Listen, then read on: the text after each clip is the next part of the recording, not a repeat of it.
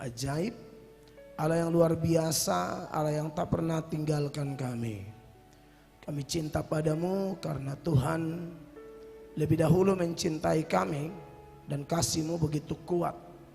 Penyertaan-Mu begitu nyata dalam kehidupan kami, sehingga kami bisa berkata, Tuhan lebih besar dari persoalan, pergumulan, tantangan, tangisan yang sifatnya sementara. Sedangkan kasih-Mu, kemuliaan-Mu yang Engkau sudah berikan bagi kami dan akan kami terima lebih lagi, itu sifatnya kekal. Terima kasih banyak Tuhan. Kami cinta padamu, kami butuh firman-Mu. Kami tahu Tuhan sudah ampuni dosa kami, maka tidak ada penghambat bagi kami untuk menerima firman-Mu.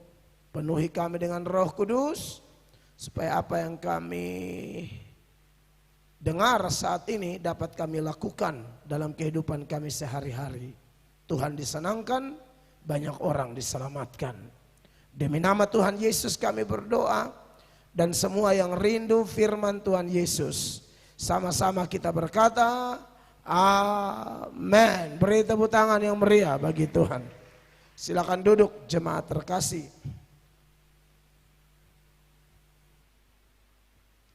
Haleluya. Shalom.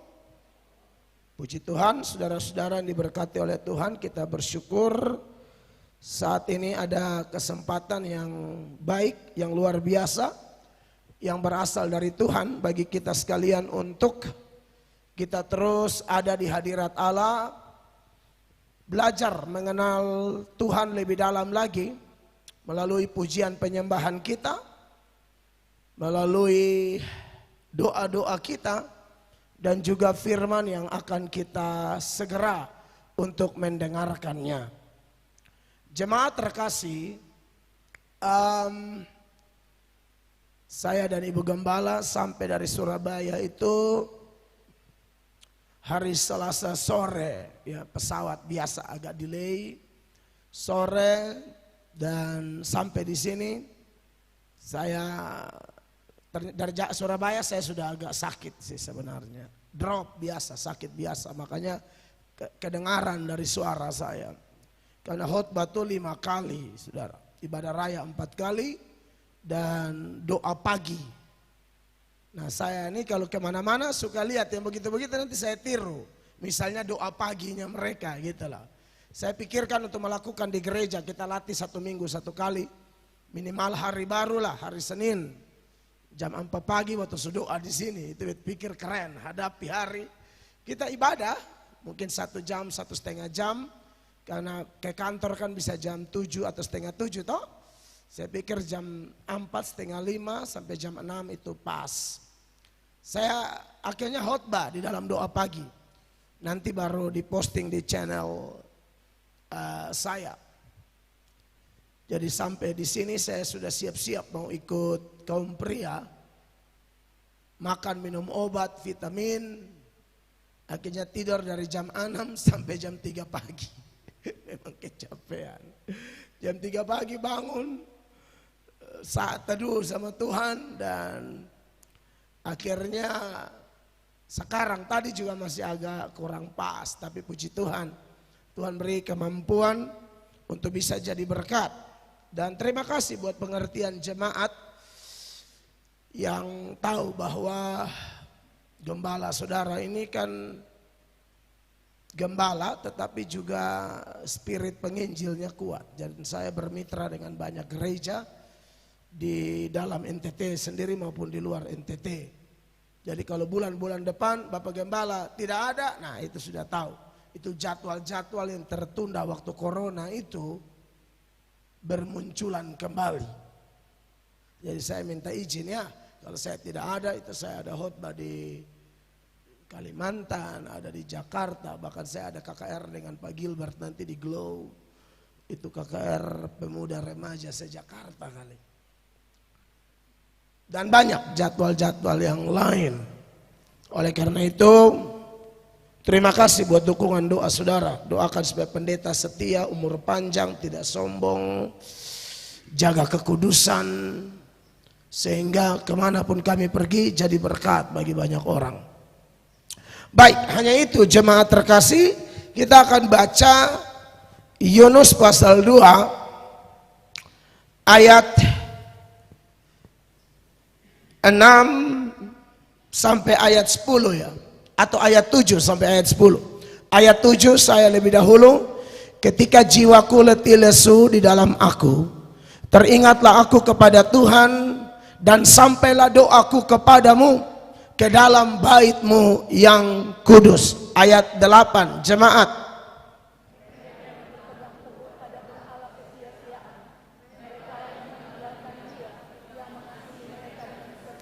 Ayatnya yang ke-9, tetapi aku dengan ucapan syukur akan kupersembahkan korban kepadamu. Apa yang kunasarkan akan kubayar.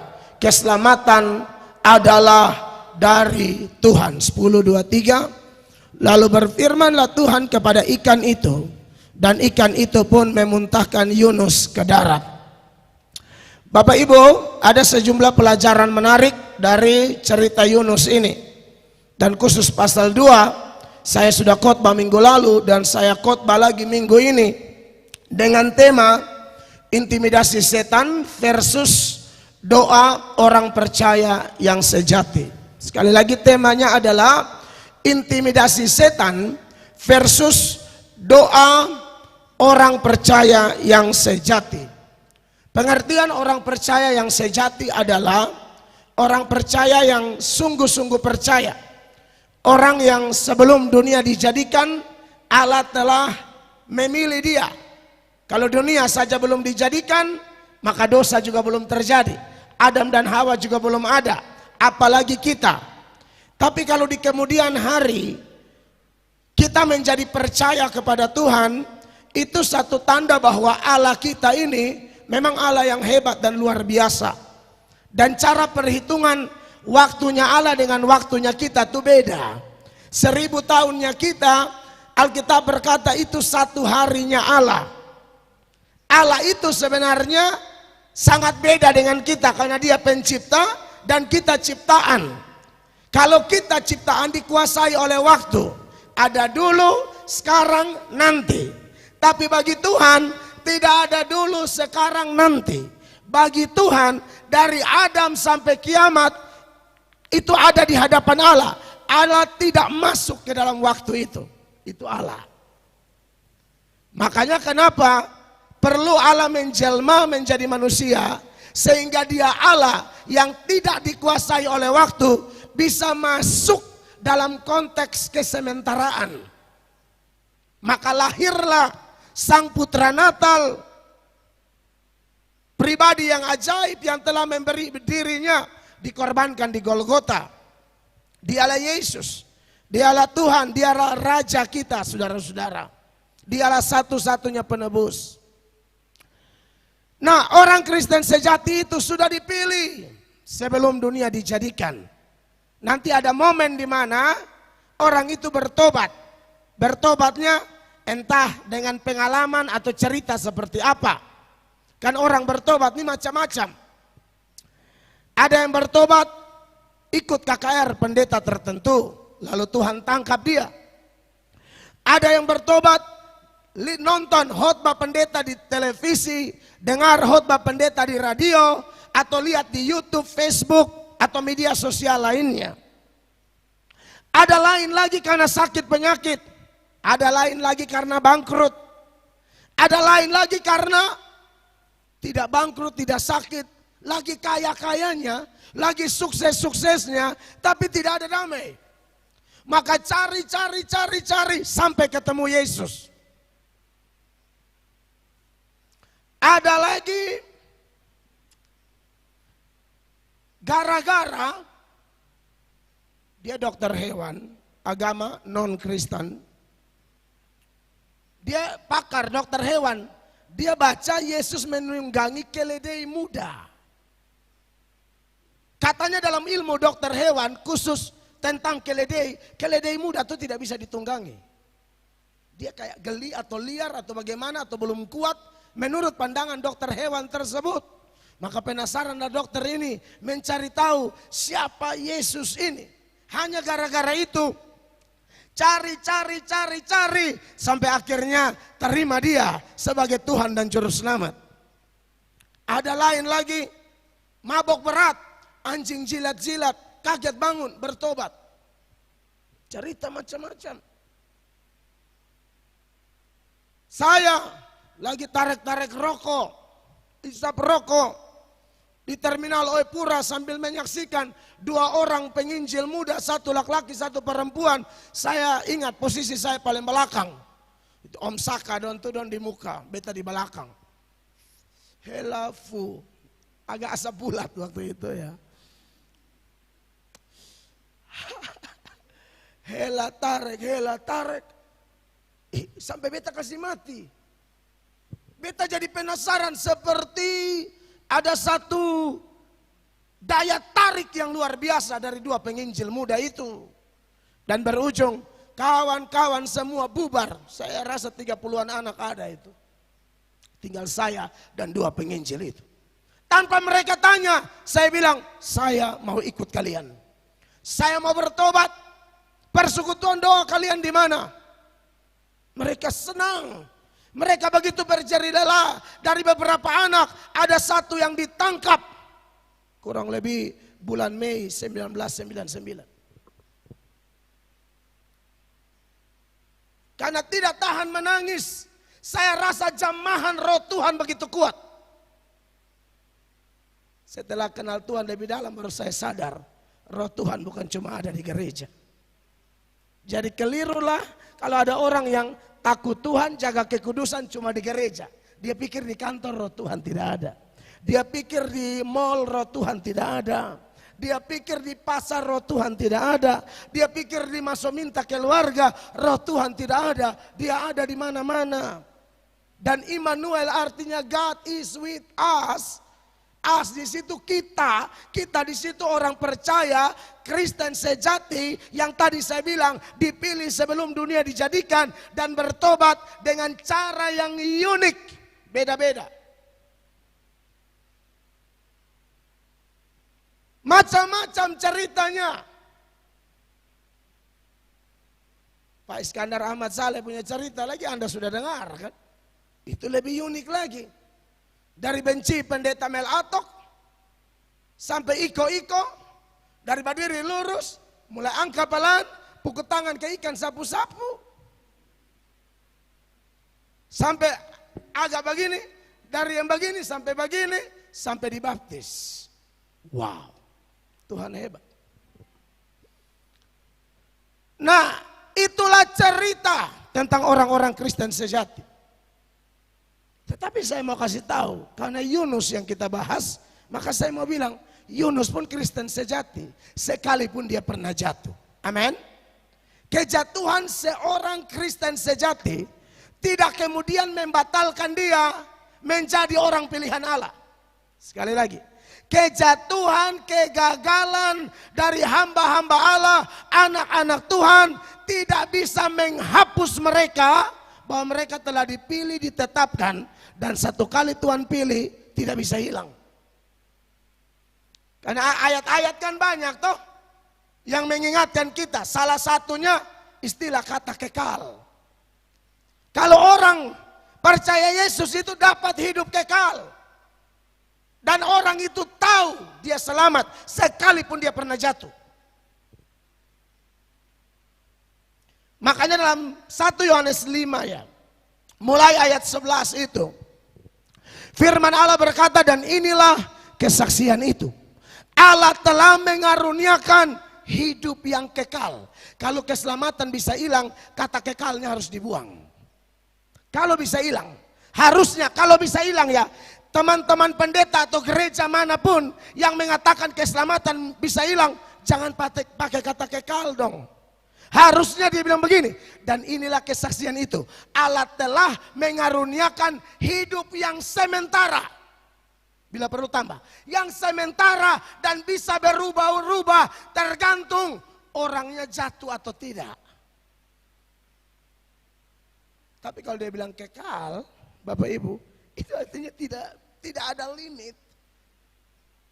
Ini saja sudah meruntuhkan pandangan yang mengatakan keselamatan bisa hilang. Hidup yang kekal kepada kita, dan hidup itu ada dalam anaknya. 12. Barang siapa memiliki anak, ia memiliki hidup. Barang siapa tidak memiliki anak, ia tidak memiliki hidup. Itu hidup kekal yang tadi ya, merujuk di ayat 11. 13. Semuanya itu kutuliskan kepada kamu, supaya kamu yang percaya kepada nama anak Allah tahu bahwa kamu memiliki hidup yang kekal. Dia tekankan satu kali lagi. Kamu yang percaya kepada nama anak Allah, Yesus Kristus Tuhan, kamu tahu. Kata tahu di situ kata percaya yang betul-betul percaya. Itu orang percaya sejati memiliki iman yang begitu tuh. Dia tahu dia memiliki hidup yang kekal. Ini perlu diulang-ulang supaya jemaat jangan goyah. Amin. Hidup kekal saja dia kasih kok. Apalagi saudara punya sakit penyakit yang belum sembuh. Tak usah takut. Hidup kekal saja dia kasih kok. Apalagi pergumulan bisnismu, ekonomimu, ya ampun. Makanya dalam Roma 8 itu 31 sampai 32 Paulus tekankan lagi, dia bilang begini, perhatikan. Sebab itu apakah yang akan kita katakan tentang semuanya itu? Ya. Jika Allah di pihak kita, siapakah yang akan melawan kita? 32. Ia yang tidak menyayangkan anaknya sendiri, tetapi yang menyerahkannya bagi kita semua, bagaimanakah mungkin ia tidak mengaruniakan segala sesuatu kepada kita bersama-sama dengan dia? Yesus saja dia beri bagi kita.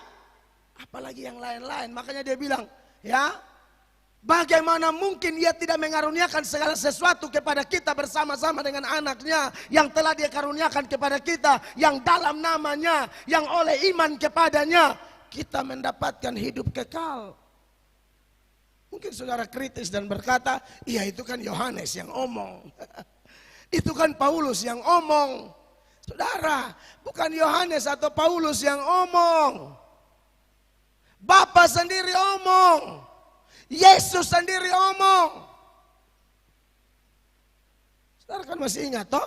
Tuhan Yesus kontraskan antara Kristen palsu dan Kristen sejati. Kristen palsu dan Kristen asli. Yang domba dan bukan domba. Yang bukan domba sampai mati tidak akan percaya Tuhan. Atau yang bukan domba kelihatan percaya tapi tidak percaya sungguh-sungguh. Tidak percaya seperti yang Tuhan mau. Seperti yang tercatat dari ayat-ayat tadi.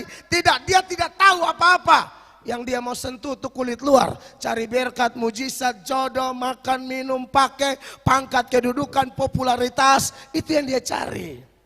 Tapi kalau Kristen sejati bukan. Dia melompat jauh. Dia lompat sampai kekekalan. Bukan kesementaraan lagi. Yesus yang kekal masuk dalam kesementaraan. Supaya kita lompat lewat ini kesementaraan. Sampai kepada yang kekal. Beri tepuk tangan yang meriah bagi Tuhan. Itu pengajaran Kristen. Jadi bukan Paulus atau Yohanes saja yang ngomong. Yesus sendiri omong itu. Yohanes 10 mulai 26. 26 kan dia bilang begini. Tetapi kamu tidak percaya karena kamu tidak termasuk domba-dombaku. Tidak percaya, tidak termasuk domba ya. Jadi itu jelas. 27 ini yang domba-domba. Ingat. Domba-dombaku mendengarkan suaraku. Dan aku mengenal mereka dan mereka mengikut aku. Amin. 28. Dan aku memberikan hidup yang kekal kepada mereka. Ya. Dan mereka pasti tidak akan binasa sampai selama-lamanya. Dan seorang pun tidak akan merebut mereka dari tanganku. Iya, jadi saudara-saudara tidak mungkin hilang. Makanya saya kalau bicara orang omong lincah lalu dia bilang keselamatan hilang. Loh habis ini kata kekal begini banyak di Alkitab. Mau dari mulut Yesus, rasul-rasul, dari Bapa sendiri. Semua bilang kekal, kekal, kekal. Kita siapa yang mau rubah kekal jadi sementara? Allah sudah datang rubah yang sementara jadi kekal. Kita yang mau repot-repot rubah yang kekal jadi sementara. Tidak. Kebenaran Tuhan tidak bisa diganggu-gugat. Amin. Sekalipun mereka pernah jatuh. Seperti Yunus jatuh, Petrus jatuh, Thomas jatuh. Abraham jatuh, Ishak juga pernah salah. Yakub pernah salah. Elia juga pernah salah. Tapi 2 minggu lalu waktu saya khotbah, Nanti di sorga orang makan dengan siapa? Abraham, Ishak, Yakub, semua nabi ada di sorga. Karena keselamatan yang Allah beri itu tidak mungkin gagal, kekal. Baik orang percaya perjanjian lama, orang percaya perjanjian baru. Hidup kekal. Hanya mereka yang punya hidup kekal ini kan bisa jatuh. Sama seperti kita, kebanyakan bisa jatuh. Bapak Gembala pernah jatuh, bukan sebelum bertobat, sesudah bertobat, sesudah pelayanan. Bapak Gembala pernah jatuh dan saya sudah ulang-ulang cerita. Saya bukan tipe yang pencitraan diri. Jatuh ya bilang jatuh, gagal ya bilang gagal. Supaya jemaat doakan. Dan waktu yang gagal ini bangkit, dia berapi-api bagi Allah. Dia akan menularkan roh Pentakosta itu kepada mereka yang sungguh-sungguh mencari dia. Beri tepuk tangan bagi Yesus. Siapa tidak pernah gagal? Tentu ini kesaksian kami, orang-orang yang pernah gagal, bukan satu rekomendasi supaya kemudian kita sengaja main-main lompor. Ingat catatannya. Orang yang jatuh dalam dosa tidak mungkin kehilangan keselamatannya, tetapi dia akan kehilangan banyak berkat, baik rohani, baik jasmani. Damai sejahtera, sukacita hilang. Jangan salah loh. Dan pengalaman banyak toh, saudara yang bikin dosa, kau tetap damai, saya rasa Anda belum bertobat.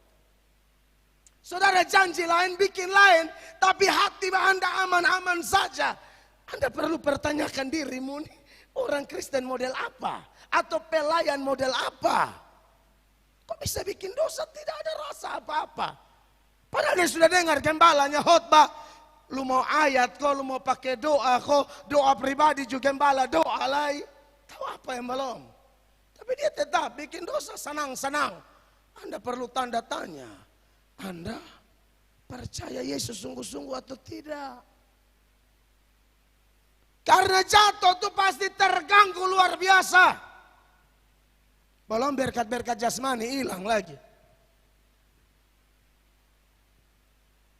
Saya pribadi, siapa mau rugi? Oh, kalau dapat berkat jaga baik-baik toh. Jangan sampai bikin salah. Ada secara Tuhan. Seperti lumbung-lumbung tuh bocor.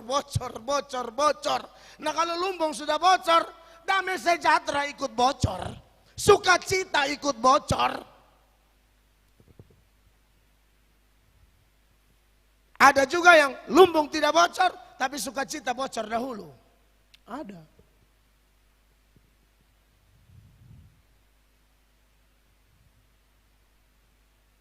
Makanya saya diberkati dengan kesaksian Pak Roy Panggidaya waktu kita kaum pria yang berapa minggu lalu itu ya, yang bilang pelayanan di Molo itu kan memang tidak dipaksakan dan pelayanan banyak, tidak harus ikut, itu siapa yang mau silakan gitulah.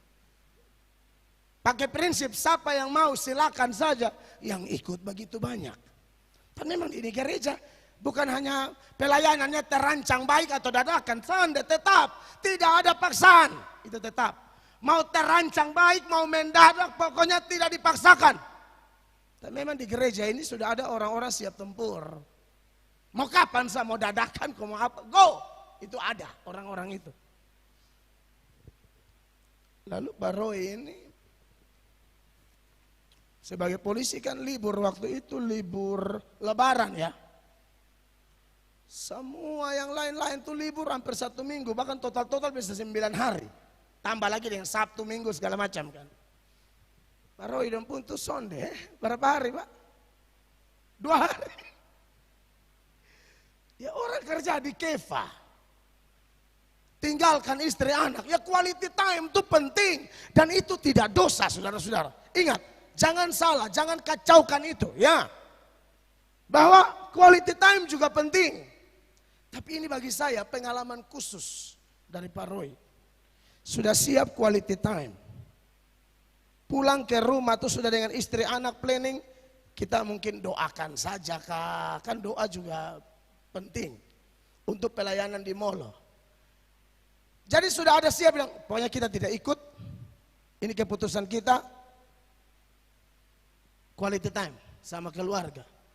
Tapi Pak Roy pulang, sampai di rumah, damai tidak ada sama sekali.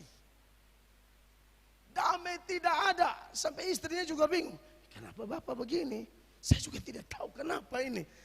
Cek-cek, ini bukan sok suci, tapi cek-cek. Bikin dosa soalnya ada, bikin aneh-aneh tidak.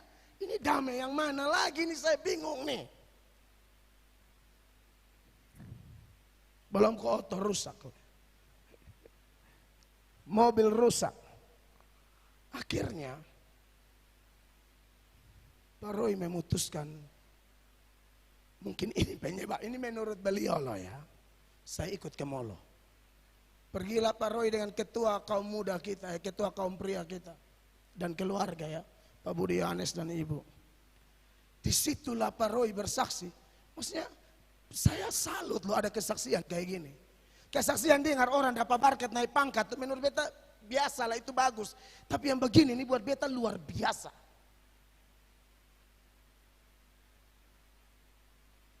Waktu ke Molo tuh damai penuh.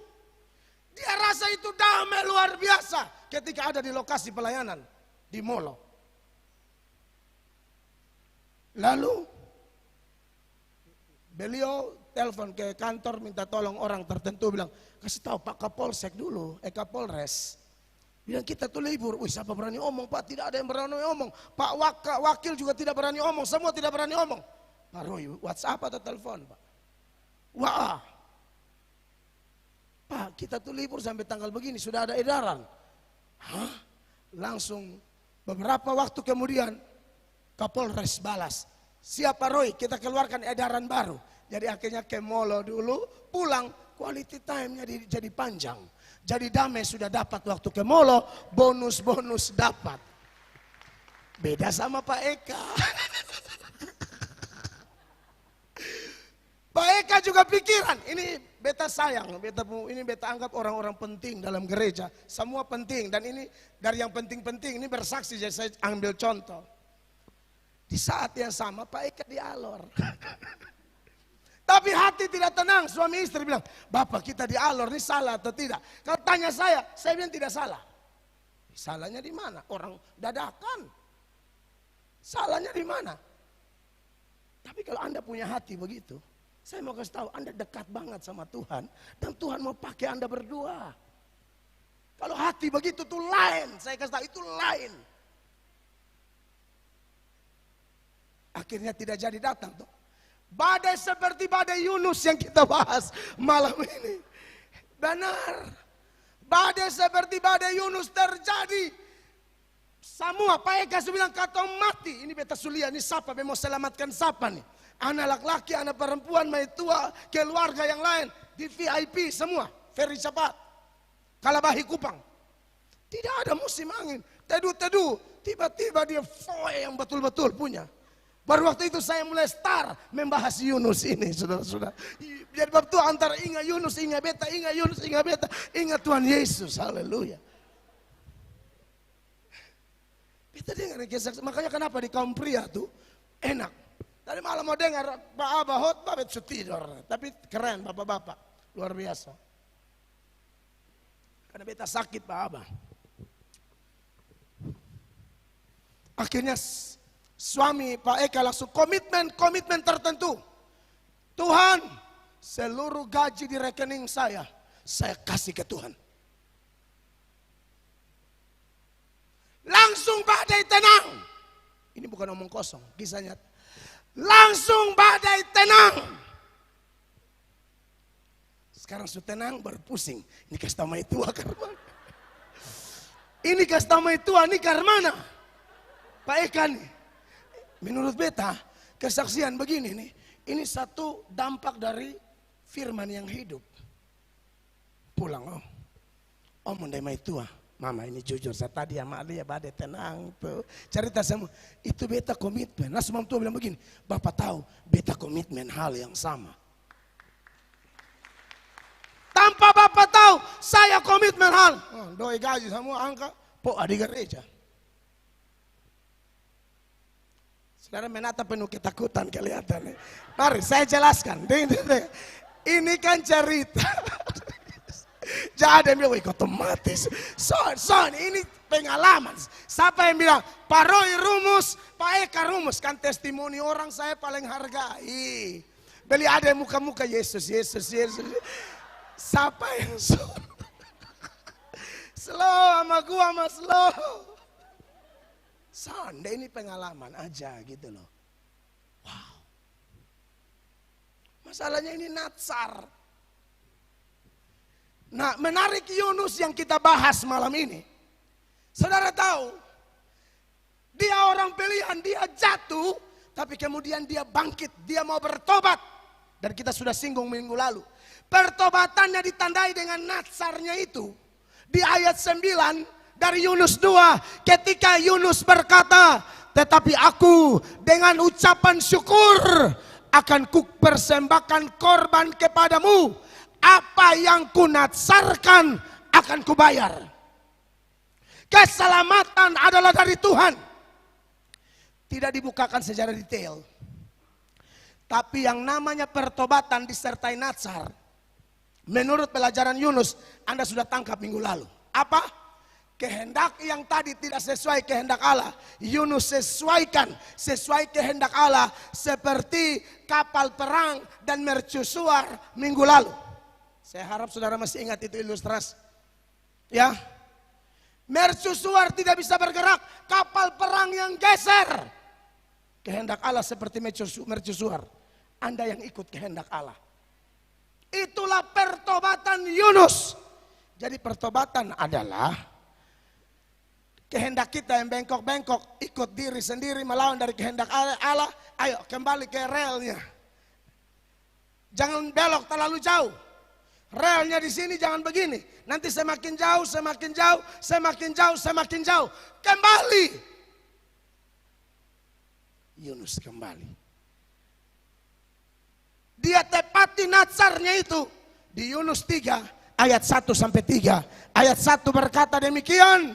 Datanglah firman Tuhan kepada Yunus untuk kedua kalinya demikian. Bangunlah, pergilah ke Niniwe, kota yang besar itu, dan sampaikanlah kepadanya seruan yang kufirmankan kepadamu. Ya. Bersiaplah Yunus, lalu pergi ke Niniwe sesuai dengan firman Allah. Niniwe adalah sebuah kota yang mengagumkan besarnya, 3 hari perjalanan luasnya. Terus? Mulailah Yunus masuk ke dalam kota itu sehari perjalanan jauhnya, lalu berseru 40 hari lagi, maka Niniwe akan ditunggang balikan. Dan seterusnya. Saudara, awalnya tidak mau ke Niniwe, tidak mau khotbah kepada orang Niniwe dengan sejumlah alasan yang ada di otak dan hati Yunus. Itu yang memicu Yunus bertentangan dengan kehendak Allah. Tapi kita sudah belajar bagaimana jatuh ke tangan Allah yang kuat. Penulis Ibrani mengatakan ngeri benar jatuh di tangan Allah yang hidup. Kita taat Tuhan, kita menderita karena serangan setan. Kita melawan Tuhan, kita menderita karena hajaran Allah. Mana lebih parah? Yang kedua lebih parah. Kalau yang pertama kita taat, setan serang, Tuhan di pihak kita. Amin. Kita melawan, Tuhan hajar. Siapa mau tolong kita? Habis. Tapi pilih yang mana? Mendingan pilih yang pertama. Takut Tuhan, setan serang, malaikat Allah berkemah di sekeliling kita. Allah beserta kita itu nyata. Kuasanya, mujizatnya, pertolongannya, jalan keluarnya tepat pada waktunya. Melawan, habis.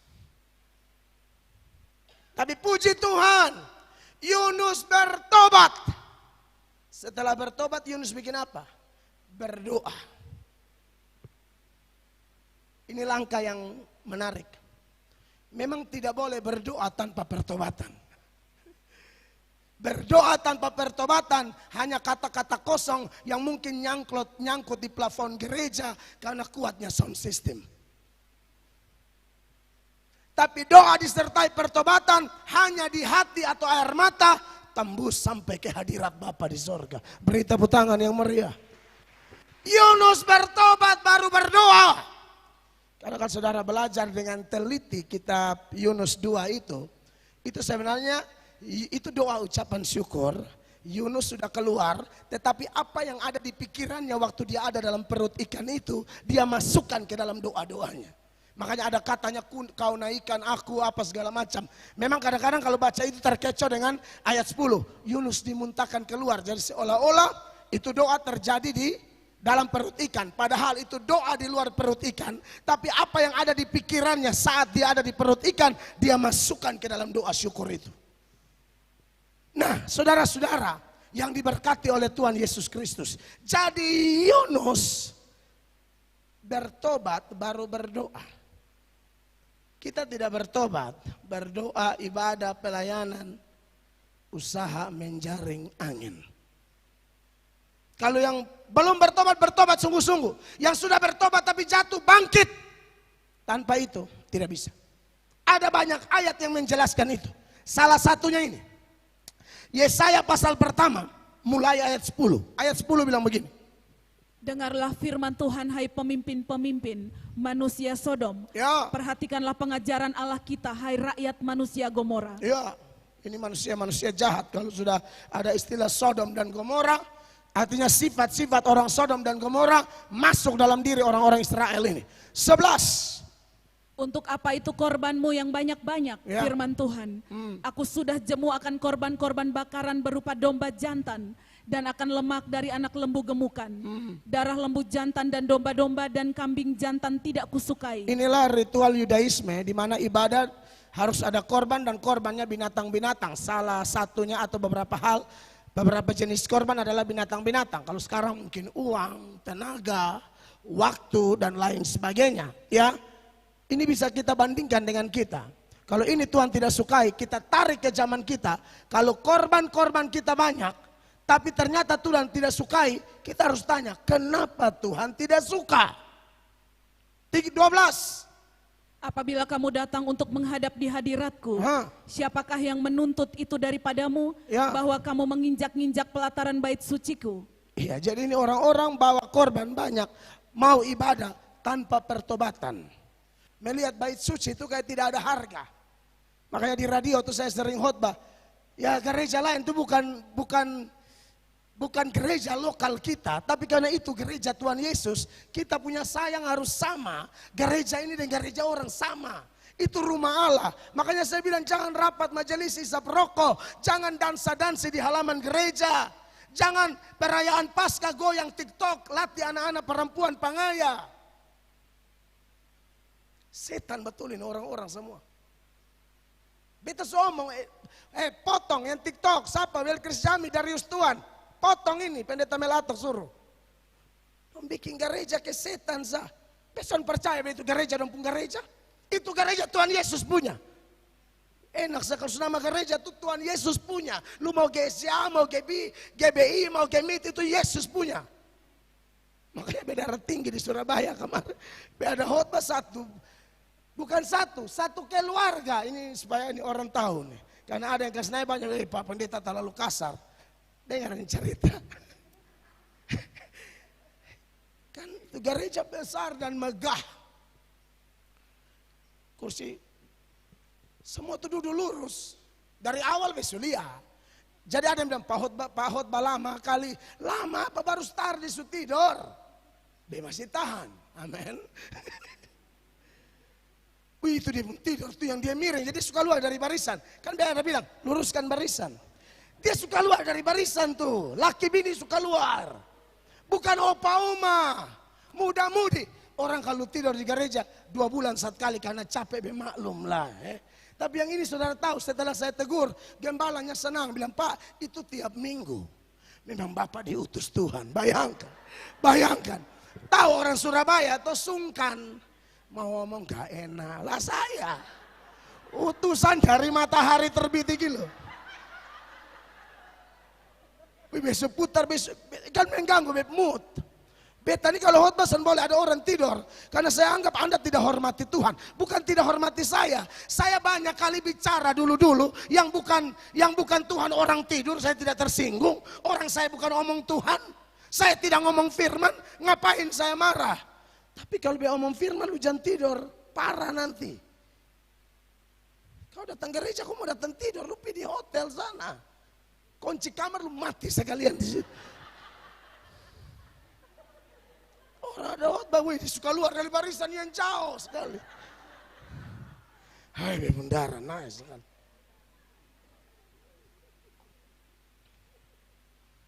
Betul-betul begas. Tadi udah WA lah, bisa datang kapan lagi? Tunggu dulu. Tunggu dulu, saya jadwal terlalu padat. Langsung WA-nya menyusul. Pak, kami jadwalkan bulan apa nih? Tunggu dulu ya, jangan dulu. Daripada saya pikir tunggu itulah, nanti lebih hal lagi. Iya, tidak bisa Anda bikin gereja, ini nih rumah kudus. Makanya kenapa saudara juga tidak boleh buang sampah sembarang di gereja sebenarnya. Minimal kalau ada hati, lihat sampah pilih. Jadi ya baru. Yesus Kristus saja. Iya tuh hati gitu loh, hati. Haleluya. Bapak Ibu jemaat terkasih. Ya, kamu bawa korban banyak-banyak, tapi kamu injak-injak pelataran bait suciku. Itu belum ruang suci, ruang maha suci loh. Baru pelataran, tahu 3 tahap tabernakel itu. Pelataran, ruang suci, maha suci. Di pelataran yang tanpa orang persembahkan korban, itu tanpa tuh domba dagang kok Tuhan Yesus hantam dong di Yohanes 2 tuh. Ini pelataran, bukan di kemah suci. Kemah suci itu imam-imam, maha suci itu imam besar, setahun sekali. Sekarang kan ini tidak ada, gereja inilah tempat Tuhan. Halaman gereja pun tidak boleh bikin aneh-aneh.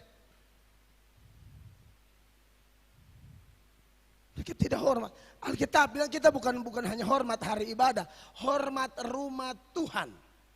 Bisa lupa ada khotbah di radio tuh. Imamat 19 kah? Ayat 31 mangkali saya coba. Itu malah arwah lagi. 30-nya bilang apa? Oh dia sudah balon bederder. Silakan. Kamu harus memelihara hari-hari sabatku dan menghormati tempat kudusku, akulah Tuhan. Itu hukumnya, bukan menghormati harinya saja. Tempatnya dihormati. Kenapa dihormati? Apakah gedung jadi berhala? Bukan. Ini perintah sang pemilik gedung. Amin. Makanya kenapa dilarang bilang gerejaku. Tak bilang apa? Gereja Tuhan. Itu harus latih tuh. Terus tak salah sedikit sampai apa latihan lagi. Gereja Tuhan, gereja Tuhan, gereja Tuhan.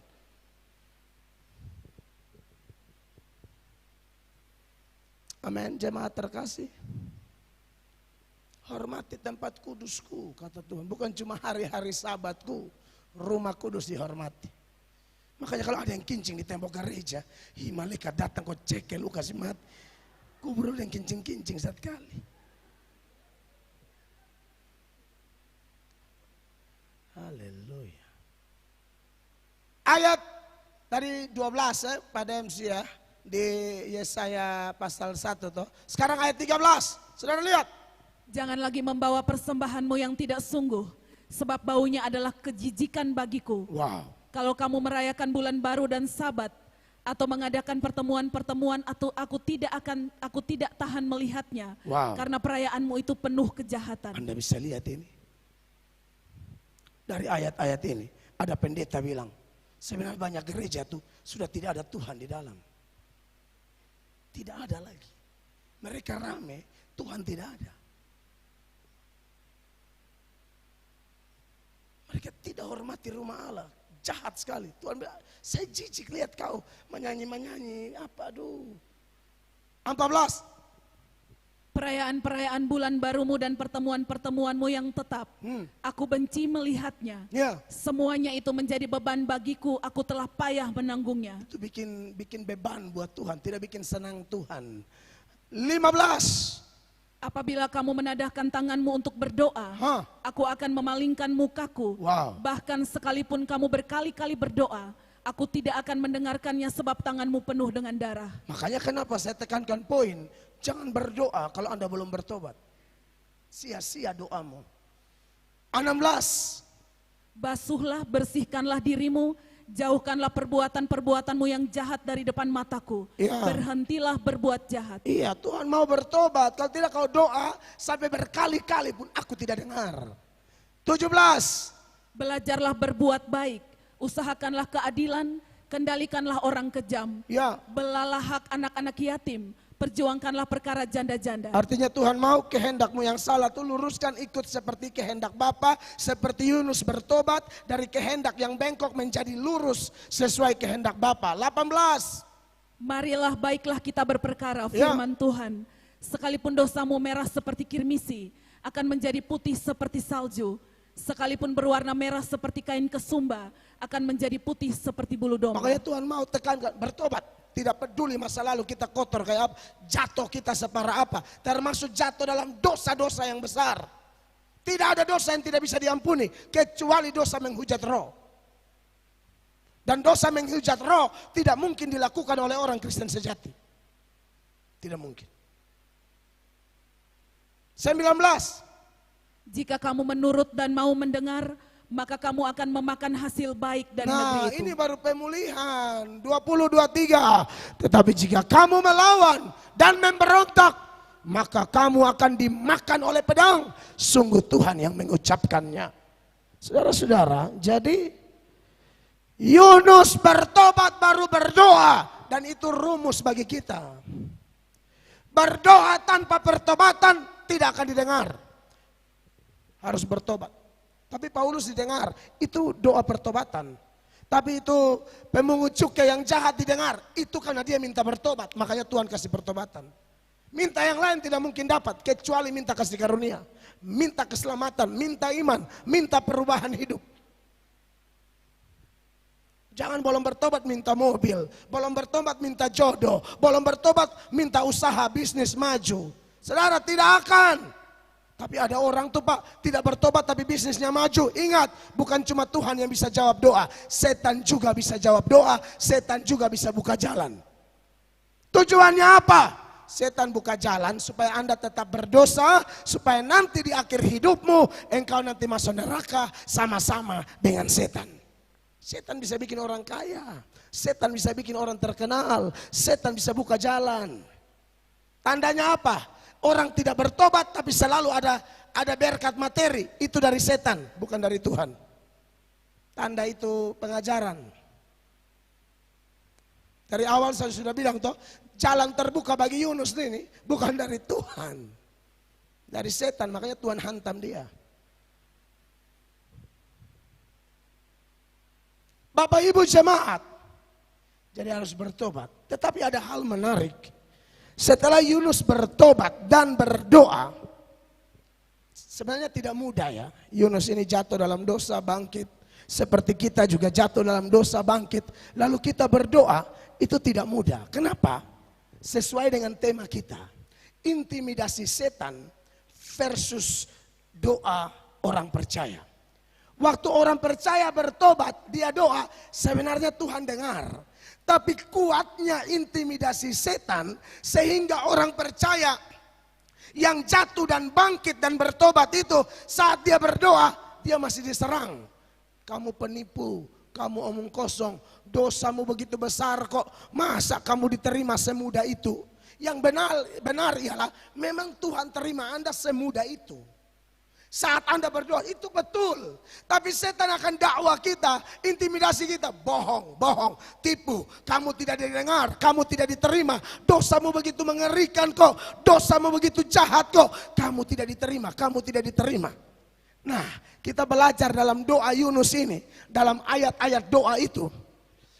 Yunus akhirnya berdebat. Melawan intimidasi setan di pikirannya itu. Mana intimidasi setan dan mana perdebatan Yunus? Perhatikan ayat 4 dari Yunus 1. Perhatikan Bapak Ibu ya. Tetapi Tuhan menurunkan angin ribut ke laut. Lalu terjadilah Yunus 2 ayat 4. Kalau lagi bahas Yunus 2 lari di 1. 2 saya yang salah omong. Makanya baca bingung sendiri. Kenapa kau tuh bahas angin ribut lagi? Bahas Yunus 2, beta lari bisa.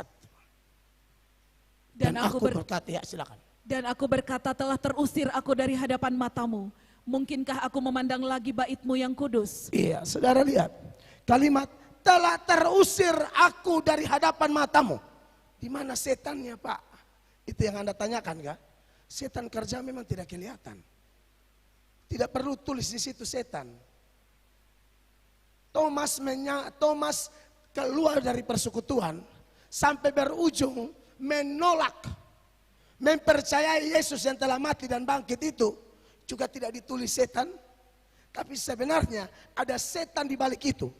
Di balik semua kejatuhan yang berlarut-larut, yang berujung menjauh daripada Allah, itu pasti ada cara kerja setan. Waktu Anda bangkit, mana mungkin setan tinggal diam. Kita kan orang bertobat, kalau ada orang bertobat, pendeta bilang, kita menangkan jiwa bagi Tuhan. Setan juga begitu, dia sedangkan menangkan, dia sedang sangka dia menangkan jiwa ini. Untuk setan, tahu-tahu orangnya berdoa. Makanya setan selalu intimidasi, kamu tidak layak, aku telah terusir dari hadapan matamu. Tapi kemudian dia bilang, mungkinkah aku memandang lagi baitmu yang kudus?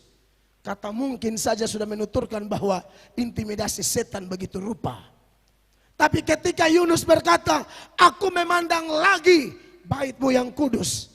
Bait kudus itu bicara tentang apa, jemaat? Bait kudus, rumah Tuhan, zaman itu lambang kehadiran Allah. Maka Yunus sedang berdebat dengan pikiran yang dikasih oleh setan. Yunus tetap mempercayai pertobatannya itu berharga. Aku akan pandang lagi bait kudusmu. Bahkan di ayat 7 dia masih ulang lagi, saudara-saudara. Perhatikan. Ketika jiwaku letih lesu di dalam aku, teringatlah aku kepada Tuhan, dan sampailah doaku kepadamu ke dalam bait-Mu yang kudus. Iya. Jadi Yunus tetap meyakini bahwa Tuhan tetap terima dia. Bapak Ibu jemaat yang diberkati Tuhan, setan akan intimidasi Anda dan saya ketika kita jatuh. Waktu kita bangkit, mungkin jenis-jenis seperti ini akan muncul di pikiran kita, perasaan kita. Tapi Anda harus mendebat itu. Anda bisa debat dengan banyak hal. Debat aja pakai ayat-ayat. Doa, omong ayat. Tuhan, hamba percaya 1 Yohanes 1 ayat 9. Itu ayat bilang apa? Silakan. Jika kita mengaku dosa kita, maka Ia adalah setia dan adil, sehingga Ia akan mengampuni segala dosa kita dan menyucikan kita dari segala kejahatan. Ketika setan intimidasi Anda, berkata Anda tidak layak, lawan dia. Aku percaya. Yohanes 1 ayat 9. Anda tidak perlu hafal persis ayatnya. Intinya Anda tahu intinya apa. Intinya bahwa saat Anda minta ampun sungguh-sungguh, tidak ada satu dosa yang tersisa. Segala dosa disucikan, segala kejahatan disucikan. Saya ingat awal ini saya bertobat. Yang saya pernah bilang saya menangis berjam-jam itu. Selain menyesali dosa-dosa saya yakin itu intimidasi setan juga gila-gilaan. Itu saya berlutut di batu, saudara, di samping rumah saya, di batu. Tanah ini tanah batu-batu, itu tidak rasa lagi.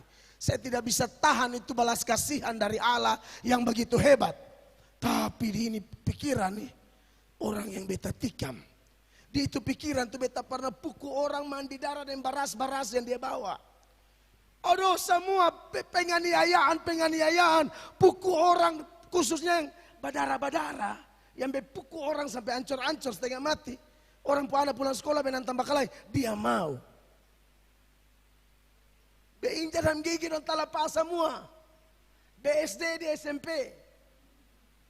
Bakalai kok dia bilang, masuk. Pukul karena dia jatuh, saya injak dan picah hancur semua, injak di mulut. Jadi itu di otak saya, waduh intimidasi gila-gilaan. Tapi saya percaya ayat seperti tadi, dosamu merah seperti kermisi, Tuhan bersihkan. Ya, minta ampun Tuhan ampuni.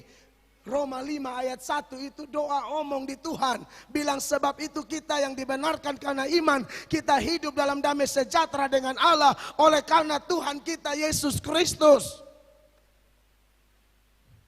Ingat juga itu Ibrani Pasalnya yang ke-10 ayat 19 dan seterusnya. Ayat 19 bilang apa? Jadi saudara-saudara, oleh darah Yesus kita sekarang penuh keberanian dapat masuk ke dalam tempat kudus. Amin. Ayatnya yang ke-20. Karena ia telah membuka jalan yang baru dan yang hidup bagi kita melalui tabir, yaitu dirinya sendiri. 21. Dan kita mempunyai seorang imam besar sebagai kepala rumah Allah. 22 sama-sama 23. Karena itu marilah kita menghadap Allah dengan hati yang tulus, ikhlas, dan keyakinan iman yang teguh. Oleh karena hati kita, haleluya, telah dibersihkan dari hati nurani yang jahat, dan tubuh kita telah dibasuh dengan air yang murni. Berdebat lawan setan. Dia intimidasi, bilang tidak, aku berharga, aku telah diselamatkan, aku orang pilihan. Amin, kekasih Allah. Jangan lemah. Celakanya Anda mau debat apa kalau Anda tidak tahu baca Alkitab. Setan debat-debat, pokoknya ada di Alkitab. Pokoknya ada. Setan bilang di mana? Di mana? Pokoknya ada. Setan hafal, kau tidak hafal. Tidak usah hafal persis 1 Yohanes 1, bukan begitu. Ada firman. Amin. Siapa yang ada dalam Kristus adalah ciptaan baru, yang lama sudah berlalu. Omong itu. Apalagi kalau kita jatuh dalam dosa-dosa yang besar ya. Waduh, itu tuh intimidasinya ngeri sekali. Tapi saudara ingat, kalau setan tidak mungkin semudah itu. Bukan tidak mungkin, pasti Allah memang terima kita. Makanya orang suka anggap enteng Kristen. Masa selamat cuma gitu? Ya memang cuma begitu. Kalau ada yang gampang, kenapa lu bikin susah? Amin. Pandang itu ular tembaga, lu sembuh. Lu tahu usah macam-macam lagi. Itu setan intimidasi. Omong kosong. Racun ular begitu banyak. Lu pandang, lu jam bodoh. Musa kas bodoh lu tuh. Saya yakin setan ada kerja di orang Israel separuh begitu juga. Sebab ini sengsara, mau ancur. Lihat ini ular tembaga. Tapi ternyata yang lihat apa? Sembuh, hidup. Sudah jangan terlalu macam-macam. Terima Yesus, selamat. Itu penjahat di sebelah Yesus, lu yakin? Ingat beta, lu masuk surga ini hari. Repot amat. Amin. Tapi setan akan bikin sulit. Jadi semua doktrin keselamatan yang kelihatan sulit, itu dari setan. Yesus begini gampang-gampang, kok repot apa? Kalau kita hidup menderita itu bukan untuk selamat. Itulah bayar harga yang namanya cinta, kan ada korban. Coba bapak-bapak siapa di sini yang tidak cinta istri? Coba maju, kita bikin persekutuan sendiri.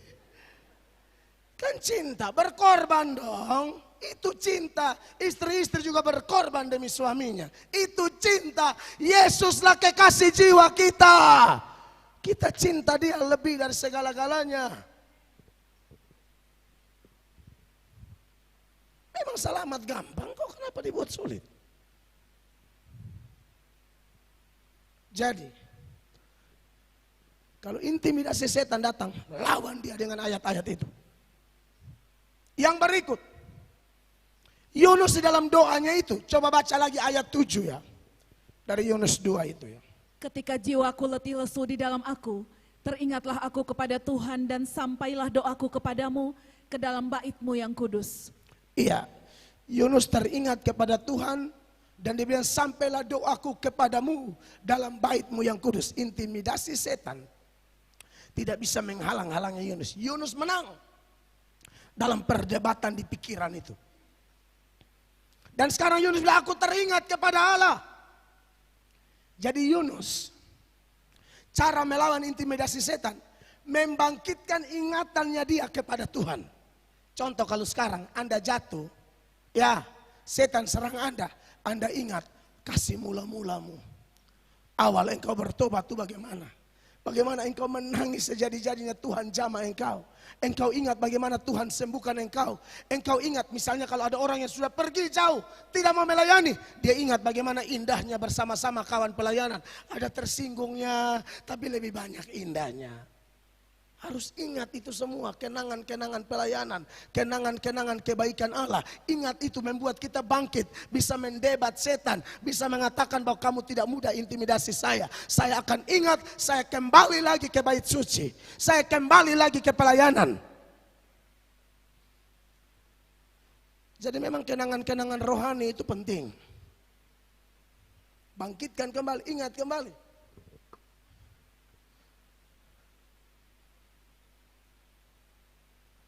Makanya saudara-saudara, kenapa kadang-kadang kita menangis ya? Saudara-saudara mungkin beberapa pernah ingat, kita dulu berapi-api, sekarang kita begini-begini saja. Ingat kembali itu kenangan melayani, bikin KKR, kerja dengan tim, susun kursi, doakan orang, ya, pergi ke pelayanan, bakar bebek sama-sama, bakar 3, 1 hilang, cari di mana? Misalnya contoh begitu ya. Haleluya. Haleluya. Percaya atau tidak, kenangan begitu indah sekali. Bangkitkanlah diri kita dengan kenangan-kenangan luar biasa itu, saudara-saudara. Ya. Yang kemudian, Yunus ini cara membangkitkan imannya. Dia bandingkan agamanya dengan agama orang lain. Ini kelihatan di ayat 8. Mereka yang berpegang teguh pada berhala kesia-siaan, merekalah yang meninggalkan Dia yang mengasihi mereka dengan setia. Jadi ada orang-orang yang pegang berhala. Yunus dalam doanya dia bandingkan, mereka pegang berhala, mereka lupa Engkau, tapi saya mau kembali padamu. Ayat 9 yang tadi kita bahas. Tetapi aku dengan ucapan syukur akan kupersembahkan korban kepadamu. Apa yang kunasarkan akan kubayar, keselamatan adalah dari Tuhan. Iya. Saudara-saudara, Yunus bandingkan, orang lain mau lari ke berhala sana sini, aku tidak. Tidak ada agama sebenar agamaku. Tidak ada pusat penyembahan seperti pusat ini bukan kesombongan, oh, bukan, ini prinsip dalam diri loh ya. Prinsip dalam diri. Saudara bisa juga melakukan itu sekarang. Tidak ada Tuhan seperti Tuhanku. Amin. Yang lain manusia cari Allah, saya punya Allah cari manusia. Yang lain dia punya Allah yang hilang, makanya don't cari. Katong ya hilang, makanya katong punya Allah cari. Saudara, sesuatu yang kita cari itu dia hilang. Kalau bilang manusia cari Allah, nanti aku harba biru, ketemu pohon lusoya, ketemu kuburan, karena dicari-cari sondap. Ini muka ke Allah ya langsung. Cap, pohon beringin, cap, pohon kapok, cap, kabau gigi di sini kan. Ada pohon kapok, musim kabauk. Haleluya. Bandingkanlah di bawah kolong langit ini, tidak ada nama lain. Dan semua tokoh Alkitab untuk membangkitkan keyakinan mereka, bahkan mereka sampai mati, sampai titik darah penghabisan, karena mereka membandingkan dan mereka memang tidak ketemu ajaran seperti ajaran mereka.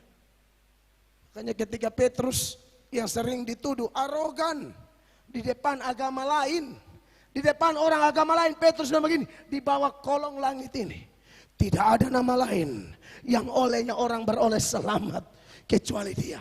Itu bukan arogan, dipenuhi Roh Kudus. Kisah pasal 4 mulai ayat 8. Kan itu ayat di ayat 12, tapi mesti baca dari ayat 8. 8 bilang begini. Maka jawab Petrus penuh dengan Roh Kudus. Penuh dengan Roh Kudus, bukan arogansi. Hai pemimpin-pemimpin umat dan tua-tua. 9. Jika kami sekarang harus diperiksa karena suatu kebajikan kepada seorang sakit, dan harus menerangkan dengan kuasa manakah orang itu disembuhkan. 10. Maka ketahuilah oleh kamu sekalian dan oleh seluruh umat Israel. Haleluya. Bahwa dalam nama Yesus Kristus orang Nazaret, yang telah kamu salibkan, tetapi yang telah dibangkitkan Allah dari antara orang mati, bahwa oleh karena Yesus itulah orang ini berdiri dengan sehat sekarang di depan kamu. Amen. 11. Yesus adalah batu yang dibuang oleh tukang-tukang bangunan, yaitu kamu sendiri, namun Ia telah menjadi batu penjuru. 12, 1, 2, 3. Dan keselamatan tidak ada di dalam siapapun juga selain di dalam Dia. Sebab di bawah kolong langit ini tidak ada nama lain yang diberikan kepada manusia yang olehnya kita dapat diselamatkan. Teladani Yunus, teladani Simon Petrus. Kalau tidak, Anda tidak teladani mereka, setan intimidasi, Anda pindah agama.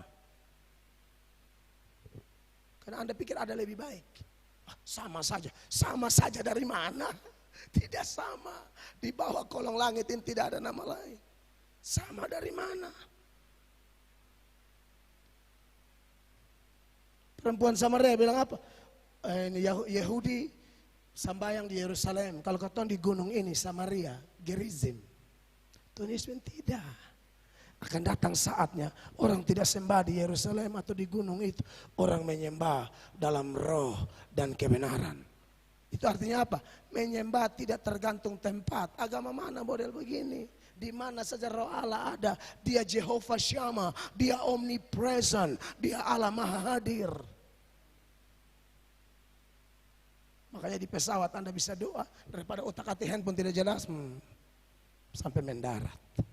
Bukan mata begini Bosnia. Makanya lihat. Supaya arahkan pilot. Belok-belok NTT.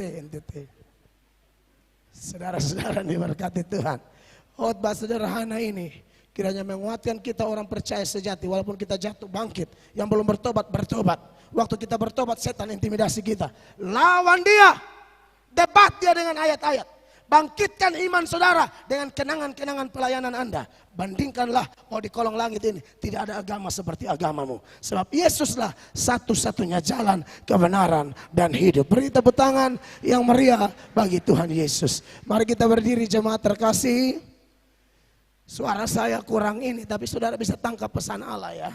Puji Tuhan. Silakan.